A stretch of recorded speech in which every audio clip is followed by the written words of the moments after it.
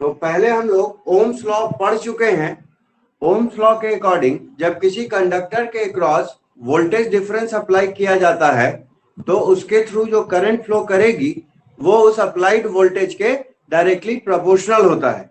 Means Ohm's law के according I proportional to V होता है।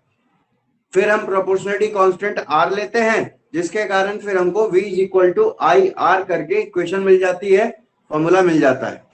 तो इस फॉर्मूले की मदद से मीन्स ओम्स लॉ की मदद से हम सिंपल इलेक्ट्रिकल सर्किट्स में वोल्टेज कैलकुलेट कर सकते हैं या करंट कैलकुलेट कर सकते हैं या रेजिस्टेंस की वैल्यू कैलकुलेट कर सकते हैं। लेकिन जब इलेक्ट्रिकल सर्किट्स में एक से ज्यादा ईएमएफ के सोर्सेस हो जाएं, एक से ज्यादा सप्लाई हो जाए, पावर सप्लाई, या सर्किट जो है वो सिंपल ना होके कॉम्प्लिकेटेड हो जाए, कॉम्प्लेक्स डिजाइन का हो जाए जिसमें बहुत सारे कंपोनेंट्स लगे हुए हों, in that case Ohm's law जो होता है वो फेल हो जाता है। Means Ohm's law complicated circuits में अप्लाई नहीं किया जा सकता, डिफिकल्टी होती है उसके एप्लीकेशन में। साथ ही साथ वैसे सर्किट्स जिसमें एक से ज्यादा पावर सोर्स लगे हों उसमें अप्लाई करने में उसको डिफिकल्टी होती है। तो इस प्रॉब्लम को शॉर्ट आउट करने के लिए एक नया नियम आया जिसको हम किरचॉफ्स लॉ के नाम से जानते हैं। पहला लॉ जो होता है किरचॉफ्स का वो चार्ज के कंजर्वेशन पे बेस्ड है और दूसरा जो लॉ है वो एनर्जी कंजर्वेशन पे बेस्ड होता है। तो जो पहला लॉ है किरचॉफ्स का जो चार्ज कंजर्वेशन पे बेस्ड है उसको हम करंट रूल भी कहते हैं, मतलब किरचॉफ्स करंट लॉ हो गया, शॉर्ट में केसीएल बोल देते हैं। K for Kirchhoff, C for current, L for law. तो केसीएल या इसी को हम लोग जंक्शन रूल भी कहते हैं। दूसरा जो लॉ है जो कि एनर्जी कंजर्वेशन पे बेस्ड है वो किरचॉफ्स वोल्टेज लॉ कहलाता है या लूप रूल कहलाता है। इन शॉर्ट हम केवीएल भी बोलते हैं, किरचॉफ्स वोल्टेज लॉ।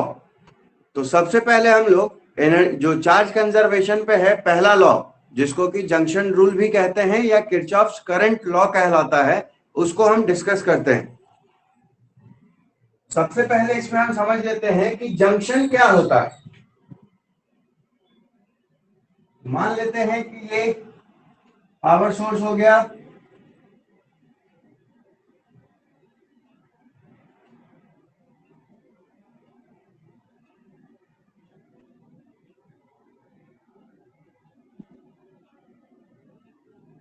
ये मान लेते हैं कोई सर्किट हो गया जिसमें बहुत सारे कंपोनेंट्स लगे हुए हैं। तो ये जो मीटिंग पॉइंट्स हैं कनेक्शंस के, है ना, इन्हीं को हम कहते हैं जंक्शन। तो जंक्शन पे क्या होता है, जितनी करंट आती है वही करंट जो है पॉसिबल ब्रांचेस में बट जाती है। चार्ज के टर्म्स में अगर हम बात करें तो जितना चार्ज आता है उतना चार्ज इन तीनों ब्रांच में जाके बट जाएगा, क्योंकि चार्ज के फ्लो को ही हम करंट कहते हैं। तो करंट के बटने को कहें या चार्ज का बटना कहें, है ना, मीन्स जितनी करंट इस जंक्शन पे आई उतनी ही करंट बाहर निकल गई। मीन्स जितना चार्ज इस जंक्शन पे आया उतना ही चार्ज बाहर निकल गया। मतलब चार्ज जो है वो जंक्शन पे स्टोर नहीं हो सकता, एक बात। दूसरा कि चार्ज जो है वो जंक्शन पे पैदा भी नहीं होता।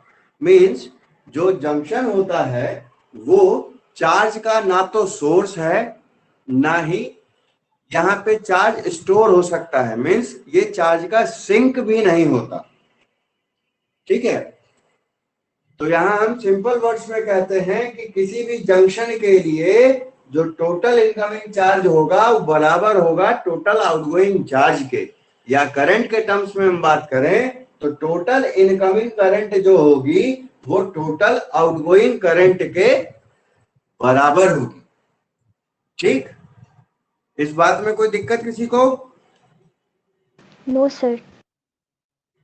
तो अब यहाँ पे हम लोग साइन कन्वेंशन यूज करते हैं जैसा कि 10th में ऑप्टिक्स में किया था। जैसा कि कोऑर्डिनेट ज्योमेट्री में होता है, तो उसी तरह से प्लस माइनस हम यहाँ भी इस्तेमाल करते हैं। तो जो करंट टुवर्ड्स जंक्शन फ्लो होती है उसको हम पॉजिटिव कंसीडर करते हैं, और जो करंट I1 I2 I3 जो करंट बाहर निकलती है, अवे फ्रॉम जंक्शन होती है, उसको हम लोग निगेटिव करंट कंसीडर करते हैं। ठीक है, तो यहां जो हम करंट की बात करेंगे वो प्लस या माइनस साइन के साथ करते हैं। तो एक तो स्टेटमेंट हो जाता है किरचॉफ्स के करंट लॉ का कि किसी जंक्शन पर total incoming current equal to total outgoing current, या एक दूसरा स्टेटमेंट हो जाता है कि किसी भी जंक्शन पे जो अलजेब्राइक सम होगा सभी करंट्स का, सभी करंट्स मींस ये करंट भी साथ ही साथ ये I1 I2 I3 भी, इन चारों करंट का जो अलजेब्राइक सम होगा वो 0 होगा। ठीक, तो देखो ये जंक्शंस के नाम लिख देते हैं, ये ए हो गया, ये बी हो गया। तो एट जंक्शन ए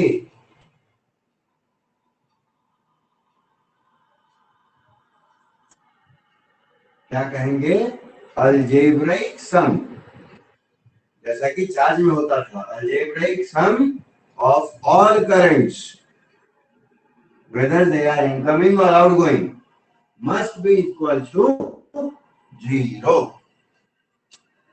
तो यहां क्या लिख सकते हैं, प्लस में कैपिटल आई, प्लस माइनस में I1, माइनस में I2, माइनस में I3 इक्वल टू 0 हो जाएगा। कैपिटल आई माइनस साइन अगर कॉमन ले लें तो I1 I2 I3 equal to 0, और कैपिटल आई ये माइनस साइन के साथ है तो उधर भेज दें तो हो जाएगा सिर्फ प्लस I1 I2 I3।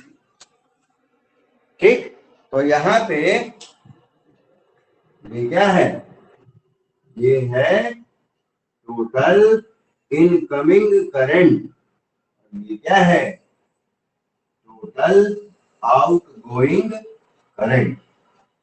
तो या तो हम ये बात करें कि किसी जंक्शन पे अलजेब्रिक सम सभी करंट्स का 0 होगा, या हम ये बात कहें कि किसी जंक्शन पे total incoming current equal to total outgoing current होगा, और जो करंट टुवर्ड्स जंक्शन होगी that will be considered as positive, और जो current away from junction flow करेगी that is considered as negative current. ठीक, क्लियर है ये चीज? Yes, sir. सर अब इसमें एक एग्जांपल देख लो, जो मैंने वीडियो का लिंक भेजा है उसमें भी एग्जांपल सेल्फ के लिए क्वेश्चन एक दे रखा था मैंने, बट एक तो सभी बच्चों ने वो देखा नहीं, और जिसने देखा उसने इसका जवाब भेजना उचित नहीं समझा। क्वेश्चन में था ये इस तरह से 3 करंट्स थी, तो 10 एम्पियर और 5 एम्पियर, ये सर करंट हो गया 10 -15 होगा।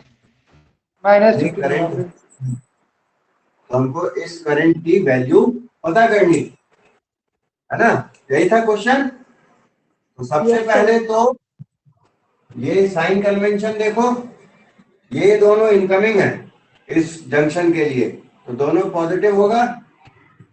ये करंट, ये तीसरा करंट क्या इनकमिंग ही है, तो ये भी तीनों इनकमिंग है। हाँ है ना।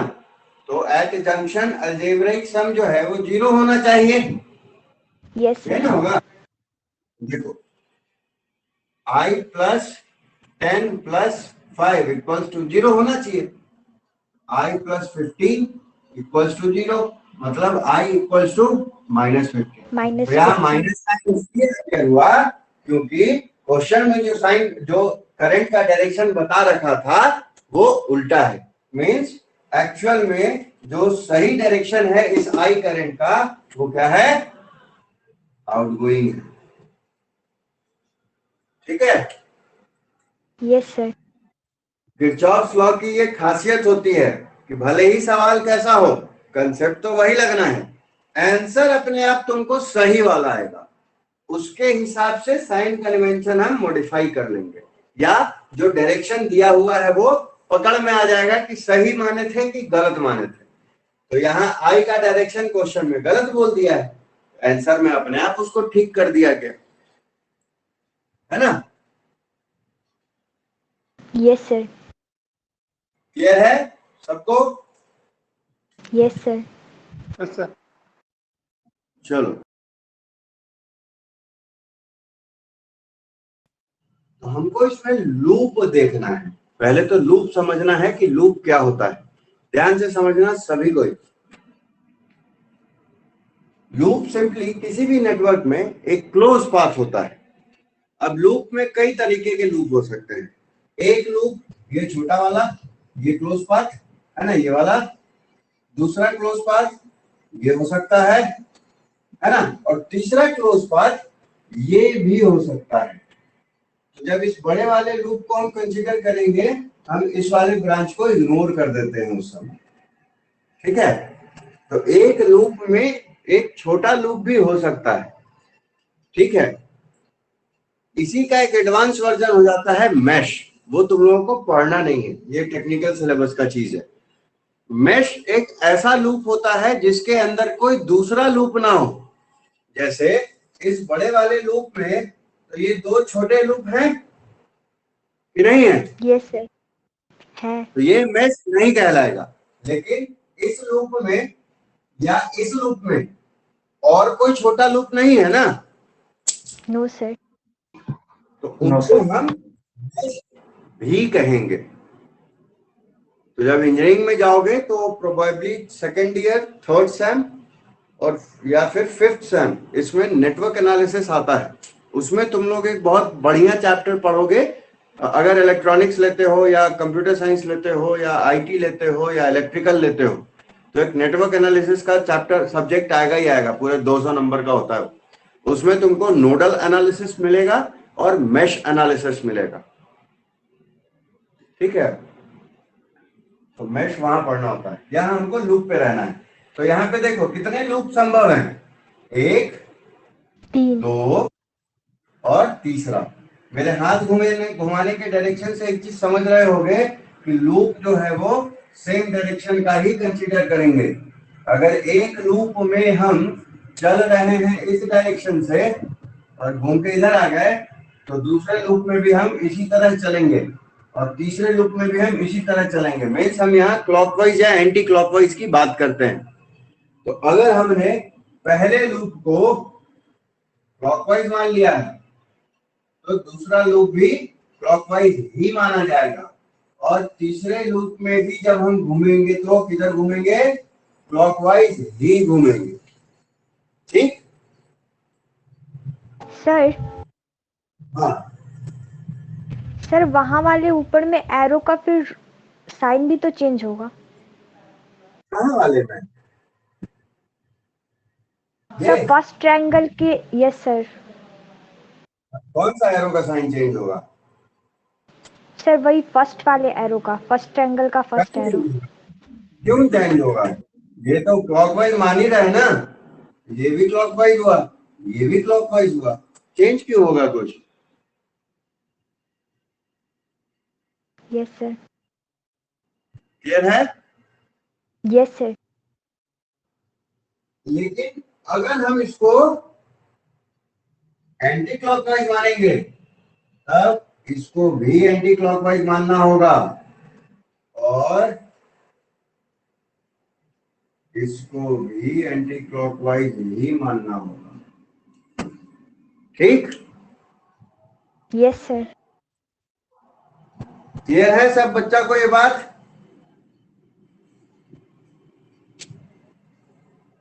Yes sir.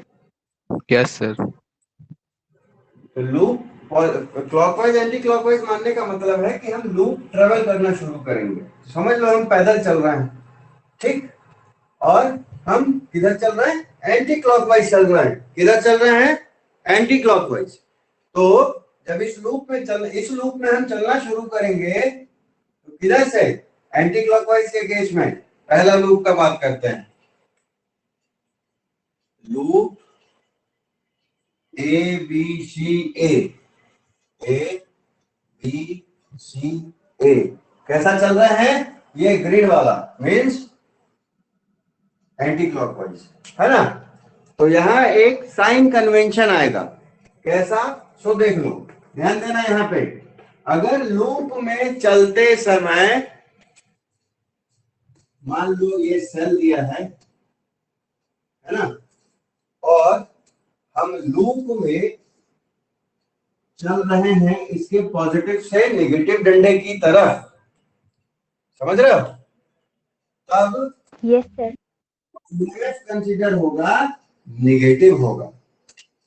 लेकिन अगर लूप में चलते समय हम सेल के नेगेटिव से पॉजिटिव डंडे की तरफ चलें, तब जो ईएमएफ कंसीडर होगा वो कैसा होगा?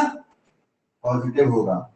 हम बढ़ते हुए वोल्टेज की तरफ बढ़ रहे हैं, और इस केस में घटते हुए वोल्टेज की तरफ जा रहे थे, नेगेटिव टर्मिनल की तरफ जा रहे थे। याद रहेगा ये बात? Yes sir sir. Positive to negative क्या जाएगा तो ईएमएफ निगेटिव होगा? वही तो हम कह रहे हैं, पूरा बात नहीं सुनती हो मतलब। लूप में हम चल रहे हैं, है ना, ठीक। तो चलने का दो तरीका है, या तो इधर से चल के आए या इधर से चल के जाए, यही ना होगा। Yes sir. तो अगर चलने के दौरान हम पॉजिटिव से नेगेटिव की तरफ इधर से इधर जा रहे हैं, तब जो ये वोल्टेज होगा वो कौन सा कंसीडर होगा? माइनस में कंसीडर किया जाए। लेकिन अगर चलने के दौरान हम पॉजिटिव डंडे की तरफ आ रहे हैं, तब ये वोल्टेज पॉजिटिव कंसीडर किया जाएगा। Positive consider. Yes sir. Clear है? तो देखो, पहले लूप में ए बी सी डी में हम चल रहे हैं किधर? एंटी क्लॉकवाइज, है ना। तो इस बैटरी का पहले पहले कौन सा टर्मिनल मिलेगा हमको? हम किधर से किधर जा रहे हैं इसमें? नेगेटिव से पॉजिटिव, नेगेटिव से पॉजिटिव जाएंगे तो ईएमएफ कितना लेंगे उसका? पॉजिटिव लेंगे। Yes sir.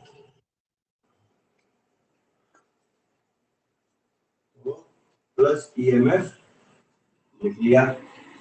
अब देखो, इसी लूप में दूसरा पावर सोर्स भी है। Yes sir. तो जब हम इधर से चलते हुए आ रहे थे तो इधर किधर जा रहे हैं? प्लस से माइनस की तरफ जा रहे हैं। तो इसका वोल्टेज कैसा लेंगे? Negative E2 epsilon. Yes sir. तो ये दोनों पावर सप्लाई थे, तो टोटल सप्लाइड पावर क्या हो गया? अलजेब्राइक सम हो गया। Yes sir. बाकी बच्चा क्लियर है बात? Yes sir. चलो अब देखो कि इस लूप में कौन कौन से कंपोनेंट हैं। R1 है, R3 है, R2 है। तो इनके अक्रॉस करंट जो फ्लो हो रहा है विथ डायरेक्शन इंडिकेट किया हुआ है। तो अब हम पता करेंगे कि ये जो कंपोनेंट्स लगे हैं इनके अक्रॉस वोल्टेज ड्रॉप कितना होगा। तो देखो कैसे निकलेगा। देखो, इसमें भी एक साइन कन्वेंशन लगेगा। क्या? वो देख लो। ये मान लिया रेजिस्टेंस है, ठीक, और करंट के फ्लो करने का डायरेक्शन आई है ना। तो अगर हम लूप में चल रहे हो और करंट के डायरेक्शन के अलोंग अगर है, लूप ट्रेवल जो कर रहे हैं वो करंट के ही अलोंग कर रहे हैं, तब ये वोल्टेज ड्रॉप जो है वो पॉजिटिव कंसीडर होगा। लेकिन अगर हम करंट के फ्लो के उल्टा डायरेक्शन में लूप में घूम रहे हैं, तब जो वोल्टेज ड्रॉप होगा वो कैसा लिया जाएगा? नेगेटिव लिया जाएगा। क्लियर है बात? Yes sir. Along current positive, opposite to current negative. इसमें कोई दिक्कत किसी को? No sir. वोल्टेज ड्रॉप देख लो। I1 देखो, लूप में हम इस डायरेक्शन में चल रहे हैं, है ना, मतलब I1 के ही अलोंग चल रहे हैं। तो जब अलोंग चलेंगे तो क्या होगा? पॉजिटिव लेंगे। पॉजिटिव ना लेंगे? Yes sir. Yes, sir. हो गया R1 R1। अब देखो R3 में आपके निगेटिव है। करंट इधर आ रही है लेकिन हम लूप में इधर जा रहे हैं, तो ये क्या होगा? नेगेटिव। Negative I3 R3। इसमें यस देखो लूप ऐसा ट्रेवल हो रहा है, हम पॉजिटिव। करंट भी इधर ही फ्लो हो रही है, फिर ये वाला केस मतलब पॉजिटिव यस सर। होगा। Yes sir. तो टोटल वोल्टेज ड्रॉप कितना हो जाएगा? अगेन इन सभी का अलजेब्राइक सम। अलजेब्रिक सम। तो किरचॉफ्स का सेकंड लॉ कहता है, जिसको हम लूप लॉ भी कहते हैं, लूप रूल भी कहते हैं, जो एनर्जी कंजर्वेशन पे बेस्ड है, वो कहता है कि जो अलजेब्राइक सम होगा सप्लाई वोल्टेज का और जो अलजेब्राइक सम होगा वोल्टेज ड्रॉप का सभी रेसिस्टर्स के क्रॉस, उन वो आपस में बराबर होगा। तो जितनी एनर्जी दी उतनी ही एनर्जी इस पे डिस्ट्रीब्यूट हुई, है ना? Yes sir. क्लियर है? Yes sir. तो सेकेंड लॉ क्या कहता है? सेकेंड लॉ को हम नाम देते हैं केवीएल का भी, किरचॉफ्स वोल्टेज लॉ का भी, या फिर लूप रूल का भी। ये क्या कहता है? algebraic sum of power supply is equal to algebraic sum of voltage drop across all resistors। Clear है ये बात? Yes sir. बाकी बच्चा? Yes sir. Yes, sir. सबसे इंपॉर्टेंट चीज है। अच्छा, दो लूप बच रहे हैं, तुम लोग दोनों लूप का इक्वेशन लिख के हमको बता दो तो समझ जाएंगे कि सब कुछ समझ में आ गया। दूसरा लूप हो गया ए C D A C D A. तो चूंकि इसको एंटी क्लॉकवाइज घूमे थे तो इसको भी क्या करना होगा? एंटी क्लॉकवाइज ही घूमना होगा।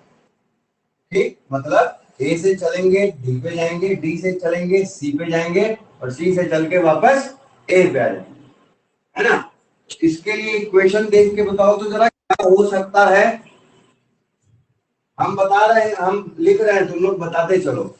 देखो इस लूप में चलना एंटी क्लॉकवाइज है, मतलब ये सर माइनस सिर्फ साइलेंट नोट। इधर से इधर आ रहे हैं, तो किधर से किधर आ रहे हैं? माइनस से प्लस टर्मिनल की तरफ। तो जब माइनस से प्लस की तरफ कैसा लेंगे? पॉजिटिव। सॉरी। Yes, sir. तो पॉजिटिव यहाँ साइलेंट 2 है। अब देखो लूप में कहीं और तो दूसरा पावर सप्लाई नहीं है ना, नो सर। तो बस काम खत्म हो गया, इक्वल टू। अब देखो कितने कंपोनेंट्स हैं? 1 2 3।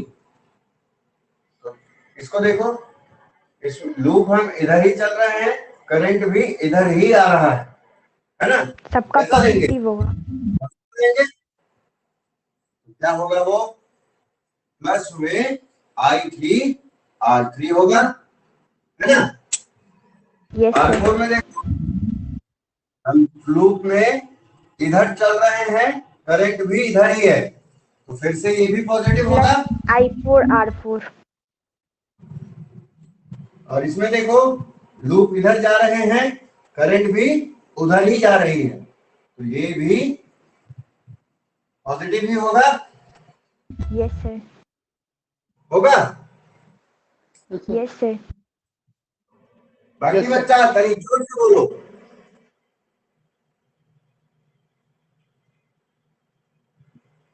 बोलेगा ही नहीं कोई। Yes sir.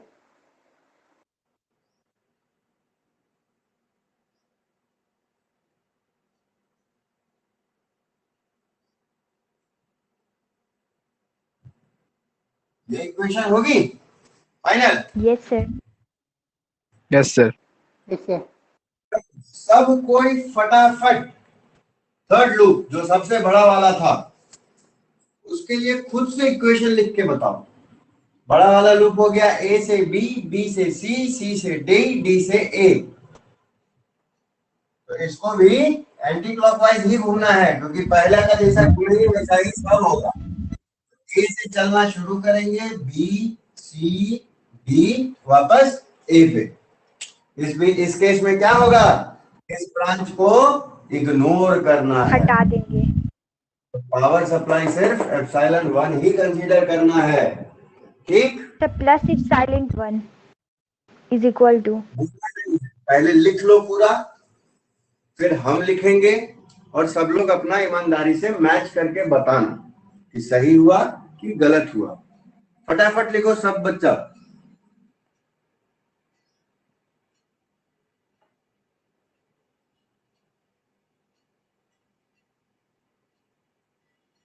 सर लिख लिए। ठीक, और कोई लिख लिया?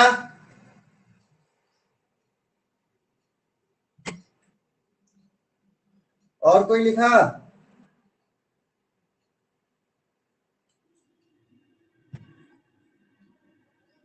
बोलो ही मत कोई। Yes, sir. चलो, सौरभ लिखा? अभी लिख रहे हैं। पुष्कर लिखे? Yes, sir.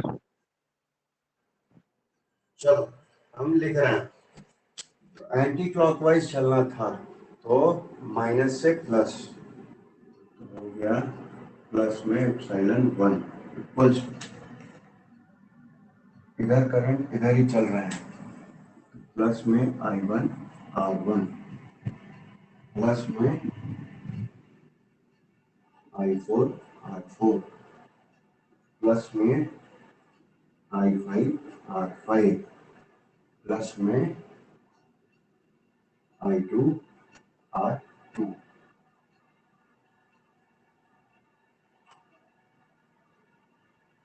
बताओ यही है? Yes sir. Yes, sir. चलो हम खुद को दे लेते हैं और तुम लोग मेरा कॉपी करके और कॉपी में अपने आप को दे दो।